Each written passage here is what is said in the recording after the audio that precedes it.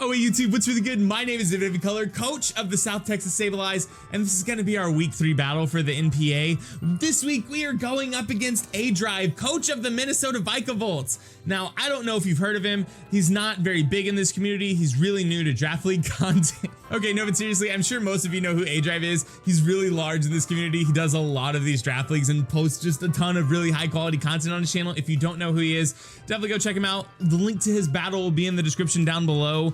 But just knowing who we're going up against and knowing that his team is monstrous, we went into this week a little scared, but I tried to prep as best as I could to hopefully come out on top. So let's just get into this and talk about the teams. All right, so this week we see aDrive bring the Wheezing, which I didn't think he would bring because I have a Mega Alakazam that just washes it, but on second glance, Toxic Spikes look really good against my team, and the same mistake I made the first week against John, I didn't bring removal. So if he gets Toxic Spikes up, they're there for good, and we're just super dunzo, and that's not going to be a fun time. So we have to keep that in mind and hopefully play around it. The Victini this week, I am not predicting to be Choice Scarf, and I say this because I think he had to Choice Scarf either the Victini or the Salamence, because those are the two Pokemon that can get an outspeed on Mega Alakazam with a Scarf. I mean, those and like Silvally were the best options, I think, and those specifically Victini and Salamence were the better of those three. But I don't think he's going to Scarf Victini just because I have Tyranitar, so if he ever scarfs himself into a move that I just resist by a ton, I can switch in and Pursuit Trap him. So for that reason, I think the Victini is going to be either Life Orb or potentially Z Crystal. The Salamence I do think is going to be Scarfed though, and I don't know if it's going to be Moxie or Intimidate. I think both abilities make sense here, but I am predicting the Salamence to be Scarfed. We see the Mega Mawile, which is going to do Mega Mawile type things, and by that I mean switch into things, Mega Evolve, and then kill them. That's what it does very well. The Seismitoad makes a lot of sense here. My team is relatively weak to ground type attacks, but we have Hidden Power Grass on the Volcanion that is a clean OHKO depending on spreads, and if he doesn't have the Grass Berry, I have no clue the name of that berry because I don't think I've ever seen it used, but he could be holding it. I'm just saying I don't know the name of it. But we do have to be sort of like cognizant of this thing because ground type attacks are very good against our team. Finally, we see the Silvally, and this Pokemon is problematic because I have no clue what type it's going to be. That's how this Pokemon works. It doesn't play fair or by the rules. If I had to predict, I would say Steel, Dark, or Fighting. And out of those three, I would say Dark makes the most sense in my mind because it's immune to Mega Alakazam's Psychic. So it could be a really good switch into that. And Parting Shot's a bananas move just in general. So no matter what type the Silvally is, it's going to be good. And Dan, if you're listening to this and you want to trade me Silvally, I've really wanted to try it in Draft League for a while. So if you just want to trade it to me, I'll give you, I don't know, Grand Bull. That seems fair, right? All right, so now we're going to talk about my team a little bit. And I know people have been asking me to do full team breakdowns since I don't do team builder videos, but I don't do team builder videos because historically I have not gotten a good response to them on my channel. But if you want them, if enough people want them, and we get a lot of likes on this video and you leave comments in the comment section down below saying, hey Vivid, we want team builder videos. Also, you're my favorite post-commentary Pokemon battler on YouTube, then maybe we can talk. But I mean, you've got to do those exact things. Otherwise, I can just give you a general idea of my strategy and I can post stats in the description if you want them. This week, we are working with Kaiju, the Tyranitar, who's holding a Chople Berry, so I can take a fighting type hit from the Victini and crack back with either a Crunch or Pursuit. I also brought this thing to counter Alolan Ninetales because Sandstorm conveniently does that if the Alolan Ninetales was trying to set up a Roarvel, which looked really, really good against my team. So he didn't bring the Alolan Ninetales, which is disappointing because I feel like I prepped for it really well, and now it's just not here. Second on our roster is Listen the Mega Alakazam. Now this is a pretty typical Mega Alakazam set. It's just Substitute, Psychic, Shadow Ball, Dazzling Gleam. I just want to be able to hit most of his team for high power damage, either super effective or neutral, and Substitute stops me from getting sucker punched into oblivion by Mawile. We're bringing Splice the Gligar, and this set is missing one key thing after looking at his team, and that is Defog, because I'm pretty sure we're just Earthquake knockoff Roost Toxic. Roost Toxic is really good here because it lets me sort of get a bunch of his Pokemon, but at the same time, this just isn't, it's not, I should have had Defog. Now, I will say the ability has typically been immunity on Gligar. This week, we're Hyper Cutter because he has 2 Intimidators, and this specific Gligar is pretty good against both of those Intimidator mons. So I didn't want to lose my attack so I could still hit them relatively hard. We're also bringing Gallows the Haxorus as a Dragon Dance setup sweeper. If I get 1 to 2 D-Dances up, this thing can run through his entire team. We're holding a Lumberry because Will-O-Wisp from the Weezing looks very real. Scald Burns from the Seismitoad look very real, and I want to be able to get burned, recover from the burn, and then knock out whatever is trying to burn me. Vape the Volcanion is also coming this week, and it looks really important. If you look at Volcanion, then you look at his team. Volcanion is very good against it. The only 2 Pokemon that it's really not good against are the Victini and the Salamence, because they both outspeed and can OHKO it with the proper coverage type move. Victini, Bolt Strike, and Salamence with Earthquake. But Volcanion hits so many Pokemon hard, nothing switches into it, and we even have Hidden Power Grass to either OHKO the Seismitoad or at least chunk it, unless he has the Grassberry. I have no clue what the Grassberry's name is. I don't think I've ever seen it in a league match ever. aDrive's also very good, so he could bring it. I don't know. The moral of the story is Volcanion is important here, so we need to acknowledge that moving forward. And finally, we have Rachel's, the Alolan Doug Trio. Now last week, I believe Alolan Doug Trio's name was the Rachel's. I didn't like the. We dropped it. It's just Rachel's now. Alolan Doug Trio does so much against aDrive's team. We are not Tangling Hair this week. We are Sandforce. Tangling Hair saved us this week. Sandforce lets us find so many one-hit KOs even after being intimidated by his Mawile or his Salamence. And we outspeed pretty much his entire team, except if it's something is Scarfed. So Alolan Doug Trio is very important. It is just an Iron Head, Earthquake, Z Stone Edge Memento set. I think Memento is really important because I can Memento into my Haxorus and just get free setups. That's at least my line of thought. That's my play. All right, so those are the teams, but now let's just get into this and post-commentate this battle, because that's what we do here on YouTube. We post-commentate, we react to battles. We don't play them live anymore. I'm probably gonna start mixing it up. I've had a lot of people ask me if I'm gonna be doing lives anymore, so I'll do a decent mix. We're gonna try. But once again, if you have not watched aDrive's battle video, the link will be in the description down below after this battle. Definitely go watch his side. You can see what he was thinking during the battle. Yeah, let's just get right into this. This should be a dinger. I appreciate that aDrive's trainer has on a black V-neck, but I wish it said pre-recorded on it, because I feel like it should. All right, so we ended up leading with our Tyranitar here, and then he just immediately leads with the Weezing. I don't have anything that can hit this thing for super effective damage. I led with this Tyranitar thinking maybe he would lead Victini and I could just bop it on turn 1. That didn't pan out in my favor. So now I'm going right out into Vape, because this thing can't take a hit from Vape at all as far as I'm concerned, but here we go. Toxic Spikes are set up. It's very good against my team. Everything I switch in is going to be poison from here on out, but now I know he's going to switch out because I know he can't take a hit. So this turn, I am going to go for a Hidden Power Grass, predicting him to switch into the Seismitoad.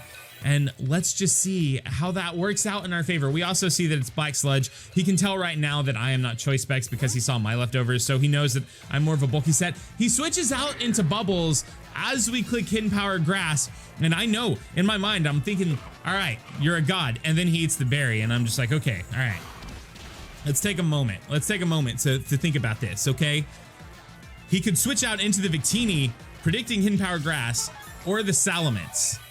So what's the middle ground play if he does either of those things? And it's clearly to click Stone Edge, and it did not work out in my favor because he just stayed in. I think he probably ran a calc and saw that he could either easily live another Hidden Power Grass or that it was at least within range. So now I'm in a situation where I'm like, okay, now does he switch out or do I click Hidden Power Grass? I click Hidden Power Grass, he stays in. We're gonna drop the Seismitoad, which, I mean, is good. We've gotten one of his Pokemon out. We're in not the worst position. Now I think he just gets a free switch into Victini though, because switching into Victini, he can threaten the Bolt Strike. This Pokemon is so versatile. Now we end up switching out, and this is kind of going to be the turn where we get to determine if he's choiced or not. We go out into Gligar, predicting the Bolt Strike. Had he made a prediction and gone for Glaciate there, we were dunzo funzo. We are immune to the Bolt Strike, and now I'm just like, okay, he's gonna switch out, right? Because I'm assuming he's choiced. He was not choiced. I was definitely testing if he was choiced, because like I said, I didn't think this thing could be Choice Scarf, but Choice Band was definitely an option, so I wanted to check for it. I knew I lived a Glaciate. I went for Toxic, predicting the switch. I probably just should have gone for Earthquake here.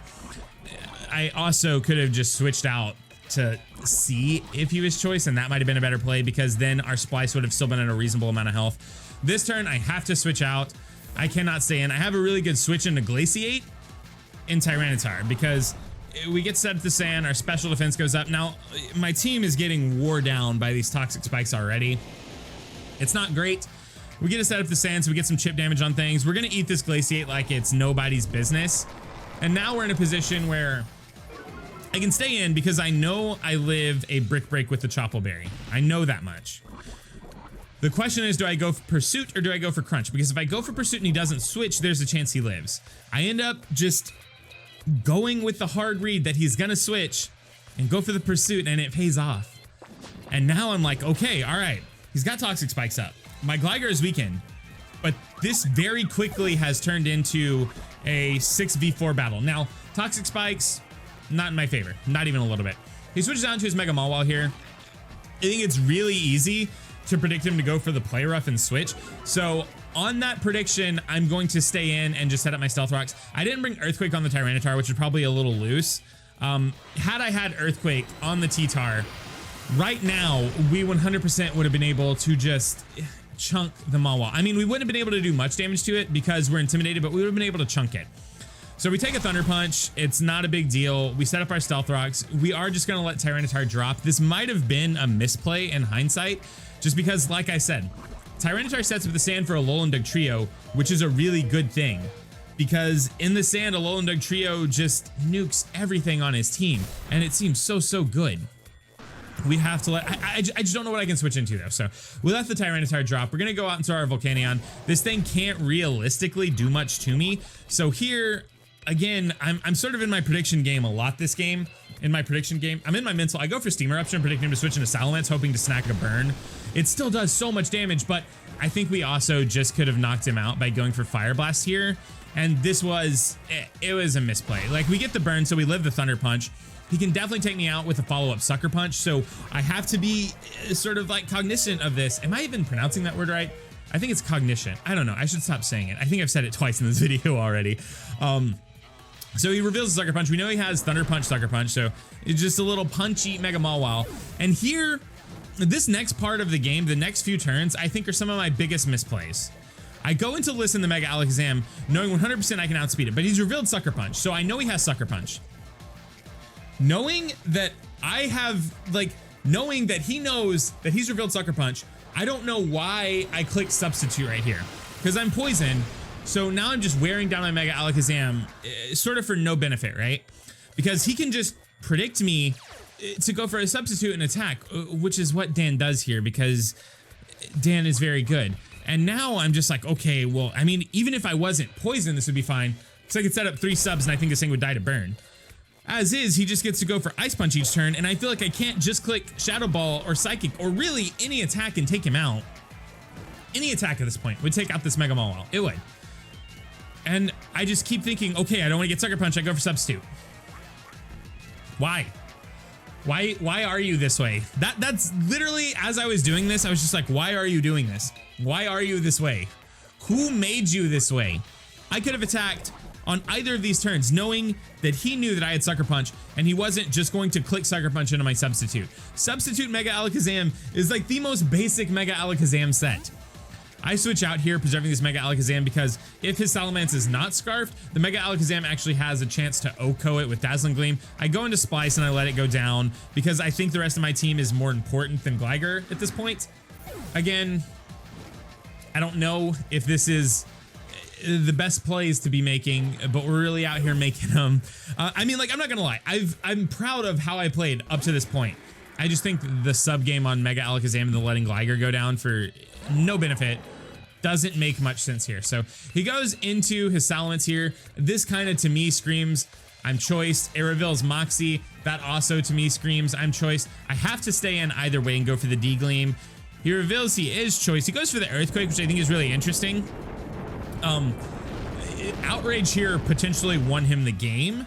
Just outright. Outrage would potentially win the game because the last 2 Pokemon I have left are my Gallows and my Alolan Dugtrio. Alolan Dugtrio I don't think can live in Outrage at +1, even though it resists. I don't think it can. So we go on to Gallows. We know he's choice, but he's at +1, but we also live in Earthquake.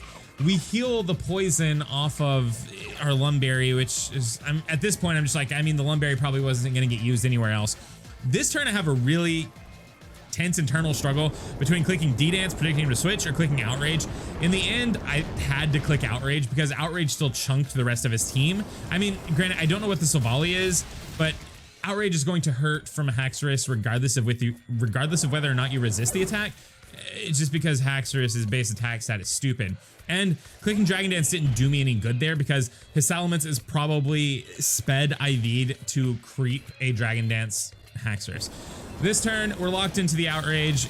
This thing reveals to be a Steel type, so we're gonna do a pretty hefty amount of damage to it actually, but it's not like spectacular damage, it's still alive. We die to the Ice Beam 100% though. I think if there was a world where I could go back and put Ice Berry on my Haxorus and potentially live that hit, that would have been fantastic. Now it is a Alolan Dug Trio versus the world. I know a Alolan Dug Trio can knock this thing out, no problem. We are max attack, jolly, it's good. We're gonna kill the Talos, and then it's Alolan Dug Trio versus Weezing. So now I'm in a position where if the Weezing has Will-O-Wisp, I probably lose, and it's not close. If the Weezing doesn't have Will-O-Wisp, it's still not gonna take anything from my attacks. So this, I think, is probably like the next like 4 turns are, I think, the most beautiful turns of this entire game. So we go for Iron Head, thinking, okay, so we can chunk this thing, and if we ever get a flinch, we probably win if he doesn't have Will-O-Wisp. He reveals Hidden Power. I'm assuming Ice, maybe. It definitely wasn't Will-O-Wisp. If he had Will-O-Wisp, I think he would have gone for it right there. So now I'm in a position where if I ever get a flinch with Iron Head, I think we win. So we're 2 Iron Heads in. Another Hidden Power Ice. So it looks like we can take 2 more Hidden Power Ices. I don't know why I'm holding up 3 fingers. That math doesn't check out. We can take 2 more Hidden Power Ices. He can take 3 more Iron Heads. We go for Iron Head. If this one flinches, the game is ours 100%. It does not flinch. We cannot take another Hidden Power based on how much damage each Hidden Power has done. I have Rockin' EMZ Stone Edge. I'm running Calx. It does more damage than Iron Head. We have to go for it. We have to. I have a chance to knock the Weezing out with this, whereas I only have a 30% chance to flinch the Weezing with Iron Head. That's my line. This is my logic. This is what we're going to do. We're going to drop a fat rock on this Weezing. Look how fast its HP drops, and then it lives on 1. Actual 1. Actual after the battle, confirmed with aDrive. His Weezing lived on 1 HP. He ran a calc after the battle, and I think I got like a mid-low roll. I mean, I don't know what to say. Like, that battle was super hype. The last 4 turns were, I think, super tense and glorious because, okay, so if I ever got a flinch, I won. If either of us ever got a crit, we won. If my Stone Edge got a little bit higher of a roll, we won. But I mean, I can't even be mad because how can I salt off about this? Like, he lived with 1 Pokemon with 1 HP, and just like that, we drop to 1 and 2 in the NPA, which is not the best. But I think that we can make the climb back up and sort of do better. And that's what I'm gonna do. Bet money. I don't know. I don't know what to say. This battle was really tense. I was really proud of the way I played some of the turns. Some of the turns I think I made really, really stupid over predictions. But all in all, it was a hype battle. This is probably the most hype battle you'll see during the entire season of the NPA. If you haven't watched it from aDrive's side, again, there will be a link to his battle in the description down below. Definitely go check it out. It's worthwhile to watch. Like, watching, I watched it earlier. I'm recording this super late because I'm the worst, but I watched it earlier, and watching his reaction to his Weezing living on 1 is kind of glorious. If you enjoyed this battle, please go ahead and leave a like on this video. It would mean the absolute most to me. And if you're new here, you should probably go ahead and click that subscribe button, because realistically, all that's gonna happen is you're gonna see my face a little bit more often. And let's be serious, it's a good thing. But also, I'm just really out here trying to get views on YouTube. We stream here sometimes. Haven't lately, but I mean, we will eventually, I think. And if you would like to talk to me, leave your comments in the comment section down below. You can tell me what plays I made that were bad, and I'll even heart your comments. I would love to have a conversation about that. You can go ahead and follow me on Twitter as well. I'm trying to get Twitter famous, so, you know, go follow me there. It would mean the absolute most to me. Now, all of that being said, my name is Vivid, coach of the South Texas Sableyes, and I'm kind of done here, and I gotta leave. Bye. So tell me something.